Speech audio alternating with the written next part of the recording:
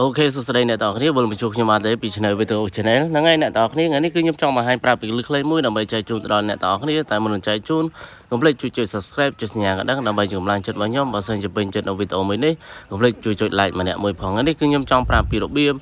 បដូរលេខទូរស័ព្ទនៅលើ Telegram ហ្នឹងហើយអ្នកទាំងអស់គ្នាអញ្ចឹងTelegram បើសិនជាអ្នកទាំងអស់គ្នាមិនមានលេខទូរស័ព្ទគឺ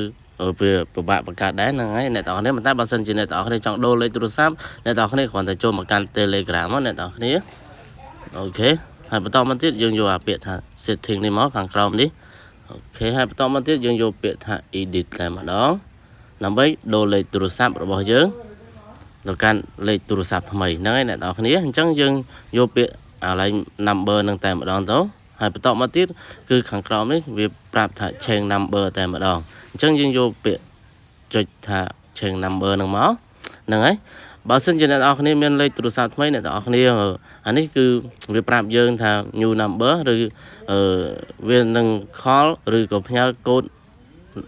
SMS មកកាន់លេខទូរស័ព្ទដែលយើងចង់ដាក់នឹងតែម្ដងគឺវាអត់ពិបាកអីទេអ្នកនរគ្នា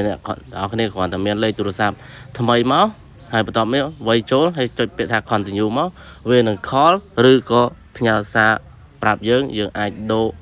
លេខទូរស័ព្ទថ្មីបានយ៉ាងងាយស្រួលហ្នឹងហើយអ្នកនរគ្នានេះដោយសារតែខ្ញុំអត់មានលេខទូរស័ព្ទថ្មីអញ្ចឹងខ្ញុំគ្រាន់តែប្រាប់ពីកលៈសម្រាប់ការ change number ឬក៏ដូរលេខទូរស័ព្ទនឹងឯងអញ្ចឹងបើសិនជាអ្នកនរគ្នាចង់ដូរគ្រាន់តែចុចតាមខ្ញុំមកគឺវាមានភាពងាយស្រួលមែនទែនហ្នឹងហើយអ្នកនរគ្នាអញ្ចឹងការចែករំលែកខ្លីអត់មានច្រើនទេអ្នកនរគ្នាសង្ឃឹមថាអ្នកនរគ្នាយល់ហើយចុច like មួយផងជួបគ្នានៅវីដេអូក្រោយអូខេបាយបាយ